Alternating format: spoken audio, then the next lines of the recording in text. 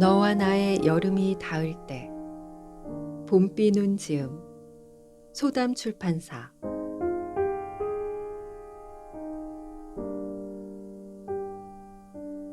프롤로그. 니체는 지금 살고 있는 이 인생을 영원히 반복한다고 말하죠. 오직 한 번뿐인 이 삶을 후회하는 삶으로 만들 것인가, 다시 살고 싶은 삶으로 만들 것인가는 여러분의 선택에 달려 있습니다.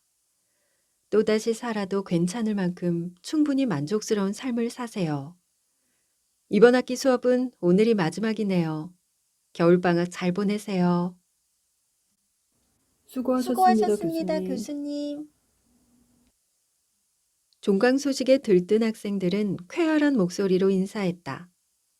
평소엔 바로 강의실을 나서지만 오늘은 강단에 서서 짐을 챙기는 학생들을 지그시 바라보았다. 새로 임용된 신 교수님도 현대철학 전공이라 강사인 나는 더 이상 설 자리가 없었다. 3년간 강의한 301호 강의실을 떠나려니 그동안의 일들이 머릿속을 스쳐 지나갔다. 크리스마스 이야기를 하며 우르르 몰려나가는 본과 학생들 뒤로 몇 안 되는 탁과 학생들이 발걸음을 옮겼다. 마지막으로 강의실을 나서는 건 건축학과 커플이었다. 전공이 완전히 다른데도 철학과 수업을 2학기 연속 듣는 모습이 기특해서 기억에 남았다. 검은 단발머리를 한 아담한 여학생은 옆 의자에 걸어놓은 빨간 목도리를 목에 둘렀다. 남학생은 태블릿을 가방에 넣은 뒤 손가락으로 핸드폰을 두드리더니 여학생에게 보여주었다. 여학생이 웃으며 고개를 끄덕이자 남학생은 하얀 무선 이어폰 한쪽을 여학생에게 건넸다. 그들은 자연스럽게 이어폰을 한쪽씩 나눠 끼고 외투 지퍼를 올렸다. 그들이 부담스럽지 않게 보고 있지 않았던 척 노트북을 만지작거렸다. 저 백여름 교수님, 저희 다음 학기에도 교수님 수업 신청하려고요. 저는 교수님처럼 사는 게 꿈이에요. 여학생이 이어폰을 빼며 떨리는 목소리로 말했다. 나를 동경하는 듯한 그녀의 눈빛에 난 그저 겨울방학 잘 보내라는 형식적인 인사를 건넬 수밖에 없었다. 여학생은 니체와 나를 동일시하는 듯했다. 삶을 긍정하라는 니체의 철학을 가르치고 있지만 정작 내 삶은 후회투성이었다. 그렇다고 지금과는 다르게 살 용기조차 없는 최악의 상태. 그녀의 말에 오랜만에 내 민낯을 마주하게 되어 얼굴이 뜨거워졌다.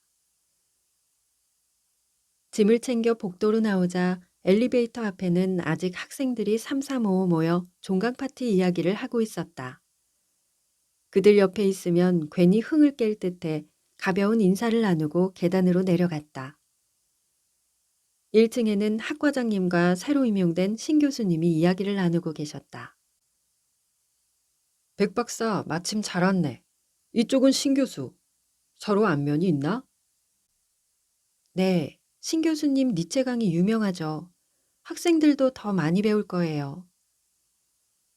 내 말에 신 교수님이 살짝 고개를 숙여 소리 없이 인사하셨다. 다음에 또 좋은 자리가 날 거야. 다음에 보세 백 박사. 감사합니다, 학과장님. 새해 복 많이 받으십시오. 서운한 마음을 뒤로하고 하얀 치아까지 내보이며 웃었다. 학과장님이 자리를 뜨자 신 교수님이 말씀하셨다. 백 교수님, 다음 학회에서 봬요. 밖에 눈이 와서 미끄러우니 운전 조심하시고요. 나를 존중해주는 그가 고마운 동시에 이제 진짜 끝이구나 싶어 허탈했다. 출입문을 열자 매서운 바람이 검은색 코트 사이로 들어와 온몸에 한기가 돌았다. 추적추적 내리는 눈을 손으로 털어냈지만 코트 자락이 벌써 축축해졌다. 추운 건 싫은데. 게다가 벌써 이렇게 어두워지다니 겨울은 겨울인가? 깊은 한숨을 내쉬고 옷깃을 여몄다. 곧장 집으로 가서 뜨거운 물로 샤워하고 싶었지만 태영 씨와 웨딩드레스를 고르기로 한 날이라 마음을 다잡았다. 주말에도 바쁜 그와 겨우 시간 맞춰 예약한 날인데 고작 눈 때문에 약속을 미룰 순 없었다. 시계를 보니 6시 18분. 7시 예약 시간에 맞추려면 바삐 움직여야 했다. 산 중턱에 위치한 철학관에서 주차장을 가려면 한참 내려가야 했다. 맑은 날엔 운동이라 생각하며 위안 삼았지만 비나 눈이 내리는 날은 이 언덕이 유난히 더 싫었다. 바닥에 닿아 질펀해진 검은 눈이 스타킹에 튀었다. 스타킹에 묻은 눈을 훑으며 그에게 전화를 걸었다. 태영 씨 출발했어? 난 지금 마쳤어. 출발? 아, 그게 오늘이었나? 깜빡했네. 회의 있어서 못 갈 것 같은데 그냥 혼자 다녀올래? 드레스 뭐 별거 있나? 머리 봐도 어울릴 텐데. 그러자 태영 씨, 혼자 보면 나도 편하지 뭐. 일 봐요. 나보다는 일이 더 소중한 그였기에 남들처럼 오순도순 드레스를 고를 거란 기대는 하지 않았다. 그래도 드레스를 혼자 고르러 갈 줄은 몰랐는데. 뭐 상관 있나? 드레스 입은 나를 보고도 감흥 없는 그 눈빛을 마주하는 것보다는 혼자 가는 게 덜 외로울 것 같기도 하다. 둘이 있을 때 외로움을 느끼는 것보다 더 비참한 일은 없으니까.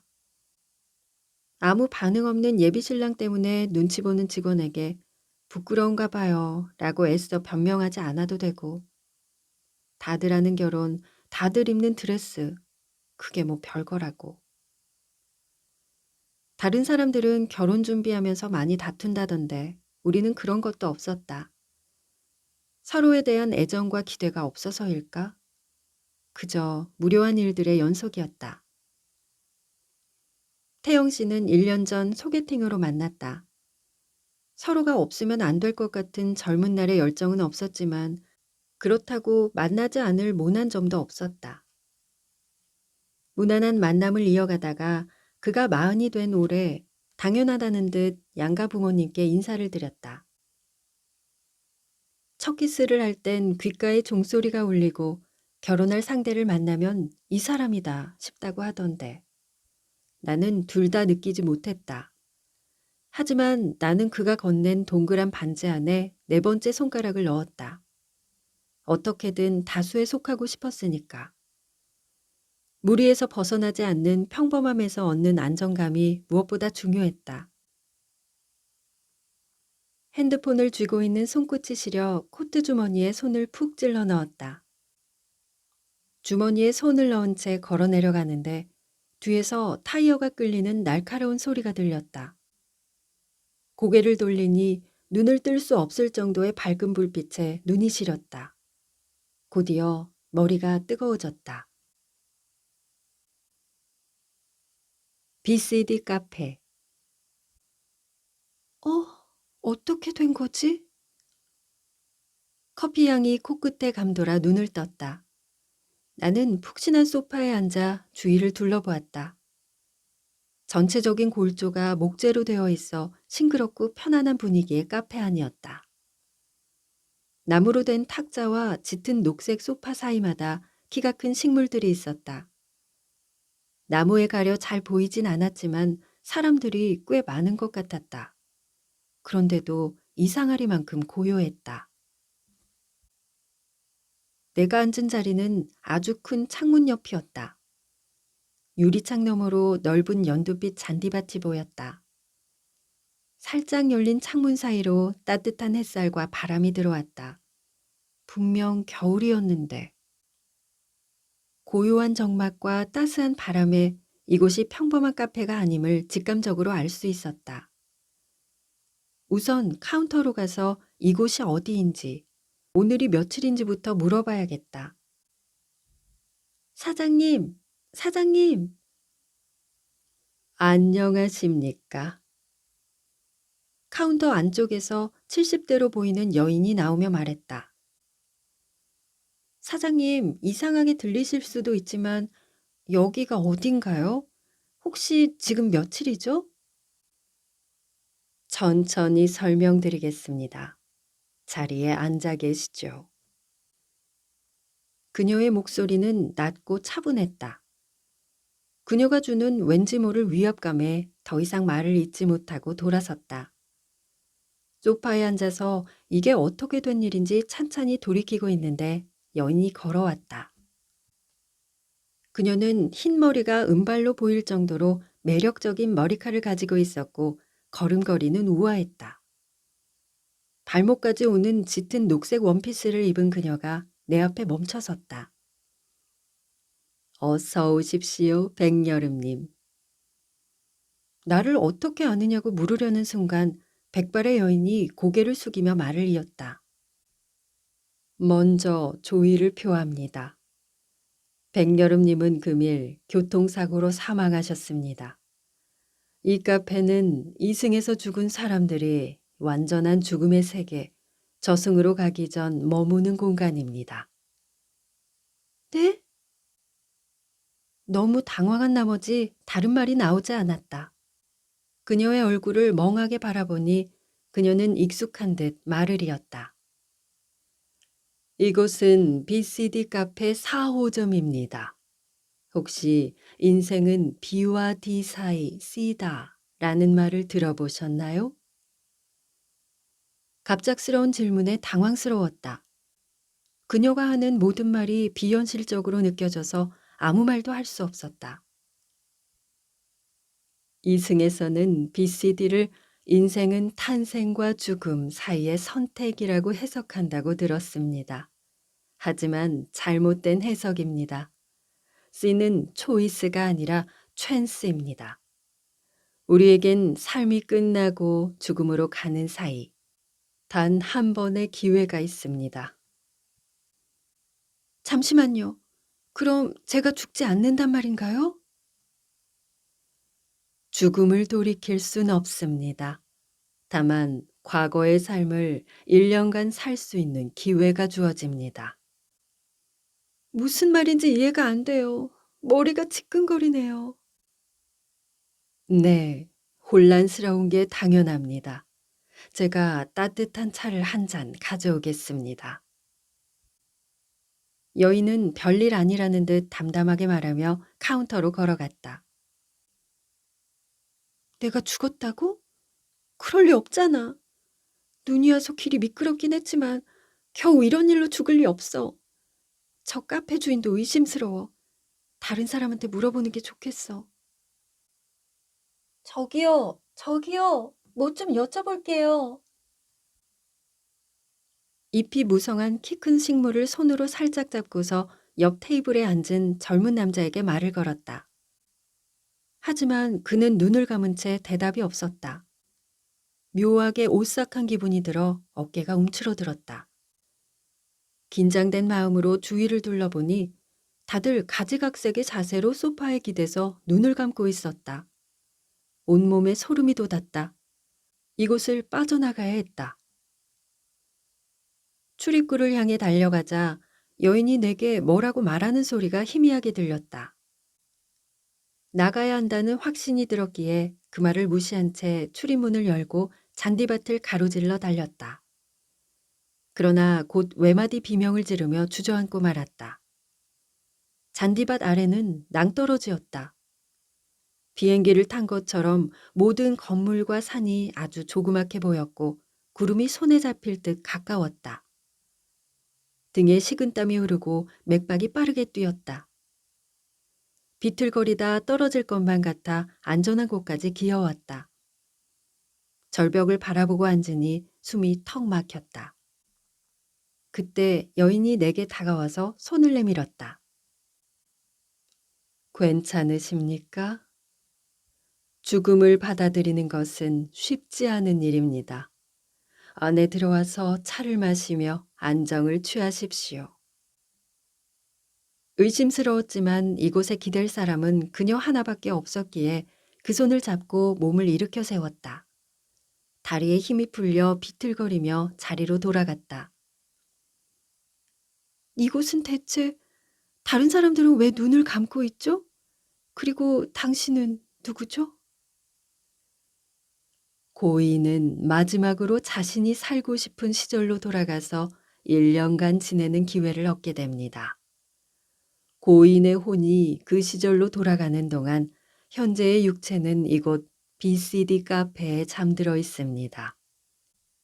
그리고 저는 고인에게 기회를 사용하는 방법을 알려드리는 BCD 카페의 직원입니다. 여인은 차분한 목소리로 말했다. 분명 오늘은 겨울이었어요. 그런데 여긴 왜 따뜻한 낮이죠? 이곳은 여러 사람이 과거와 현재를 이동하는 공간입니다. 이승과는 다른 세계지요. 고인들이 돌아오는 시간이 모두 다르기에 이곳은 항상 지금과 같은 모습입니다. 여인이 하는 비현실적인 말이 눈으로 보고 있는 현실과 일치했다. 그제야 내가 죽었다는 사실이 실감나서 눈물이 차올랐다. 왜 수많은 사람 중에 제게 이런 일이 일어났나요? 제가 뭘 잘못해서 이렇게 일찍 죽어야 하죠? 내가 대체 뭘, 왜 나한테? 눈물이 멈추지 않았다. 백여름님, 죽음은 누구나 겪는 당연하고 자연스러운 과정입니다. 다만 이승 사람들은 그것을 알면서도 아주 먼 미래의 일이라고 생각하더군요. 참 어리석죠. 여름님이 무언가를 잘못해서 죽은 건 아닙니다. 태어났으니 당연히 죽는 것이죠. 모든 건 정해진 대로 이루어졌을 뿐입니다. 제가 만약 그 길을 지나지 않았다면 죽지 않았을까요? 조금 더 천천히 걸었다면 살았을까요? 제가 만약 코가 막혀서 말을 이을 수 없었다. 모든 행동이 후회됐다. 다르게 행동했다면 죽음을 피할 수 있지 않았을까? 아닙니다. 어떤 행동을 했어도 죽음을 맞이했을 거예요. 운명은 바꿀 수 없습니다. 그녀는 말없이 홍차를 건넸다. 향긋한 향이 나는 적당한 온도의 홍차가 목을 타고 내려오자 마음이 한결 편안해졌다. 그제야 나는 눈물을 닦고 여인을 응시했다. 그녀는 미소를 띠고 있긴 했지만 고객을 대하는 사무적 직원처럼 딱딱하고 정갈한 말투를 사용해서 위압감이 느껴졌다. 진정이 되신 것 같군요. 차를 한 모금 더 마시고 눈을 감으면 여름님이 살아온 인생이 주마등처럼 스쳐 지나갈 겁니다. 재생 시간은 5분이며 영상이 끝난 후 돌아가고 싶은 시점을 선택하시면 됩니다. 여인이 홍차 안에 검은 가루를 넣으며 말했다. 남은 홍차를 천천히 마시니 첫입에는 느끼지 못했던 묵직한 커피 향이 감돌았다. 빈 찻잔을 바라보며 크게 심호흡을 하고 지그시 눈을 감았다. 영상은 시간 순서대로 진행되었다. 4살쯤 되었을까? 어린이 대공원에서 솜사탕을 먹으며 해맑게 웃는 내가 보인다. 젊은 시절의 아빠는 솜사탕으로 수염을 만들어 붙이고선 우스꽝스러운 표정을 지었다. 그 모습을 보고 배시시 웃는 나를 안으며 사랑한다고 속삭였다. 난 내 몸 하나 건사하기도 힘든데 비슷한 나이의 아빠는 어린 생명을 책임지고 있었다. 뒤이어 엄마와 낮은 책상에 앉아 받아쓰기를 공부하는 모습이 보였다. 나는 같은 질문을 계속했지만 엄마는 싫은 내색 없이 웃으며 다시 알려주었다. 며칠 전 쌀이 없다며 인터넷 주문 방법을 묻는 엄마에게 몇 번이나 알려줘야 하냐며 한숨 쉰 것이 떠올랐다. 주문 방법을 적어줬으면 얼마나 좋았을까. 앞으로 시장에서 무겁게 쌀을 짊어지고 오실 엄마 생각에 눈물이 앞을 가렸다. 엄마 아빠가 내 장례를 치르며 슬퍼할 생각을 하니 정신이 몽롱해졌다. 친한 친구와 다른 중학교에 가게 되어 우는 모습. 고등학교 때 코피 흘리며 공부하던 모습이 연달아 나왔다. 수능을 치고 난 뒤 친구들과 함께 머리를 염색하고 서툰 화장을 하는 모습엔 웃음이 났다. 대학에 입학해서 주량도 모른 채 선배들이 주는 술을 마시며 취한 모습도 우스웠다. 친구들의 얼굴이 지나가다가 어떤 이의 모습이 나온 순간 너무 놀라서 두 눈을 번쩍 뜨고 말았다. 그 순간 영상도 끊겼다. 안유현. 나의 첫사랑. 분명 그 사람이었다. 그는 15년이 넘는 시간 동안 내 마음속 한 부분을 차지했던, 다른 사람과 연애하면서도 순간순간 떠오르는 그런 사람이었다. 만날 수 없지만 늘 마음에 품고 있는 사람. 21살에 만난 그와의 추억은 시간이 오래 지난 지금도 생생하다. 그리운 얼굴을 보니 그때의 감정이 되살아났다. 여름님, 눈을 감으셔야 합니다. 여인의 말에 마음을 가다듬은 뒤 다시 눈을 감았다. 오랜 대학원 공부를 마치고 처음으로 강단에 선 날, 말을 더듬으며 강의하는 서툰 모습의 내가 보였다. 뒤이어 태영 씨와 연애하는 모습이 나왔다. 영상 속의 우리는 무감한 표정으로 서로 다른 곳을 바라보고 있었다. 한 번뿐인 인생인데 이렇게 짧은 삶을 사랑하지 않는 사람과 보냈다는 사실에 한숨이 나왔다. 30대의 연애는 20대의 연애처럼 뜨거울 순 없는 것이 당연할지도 모른다. 연애 외에도 책임져야 할 것이 많기 때문이다. 하지만 유연이라면 어땠을까? 사랑스러워 어쩔 줄 모르겠다는 표정으로 날 바라보던 그와 함께했다면 내 삶은 더 반짝였을까? 내 머릿속은 이미 유연이로 가득해서 태영 씨가 나오는 영상에 집중이 되지 않았다. 유연이와 함께 보낸 시간은 고작 2달이었지만 그 시절은 내 인생에서 가장 빛나는 순간이었다. 유연이를 처음 만난 날이 떠올랐다.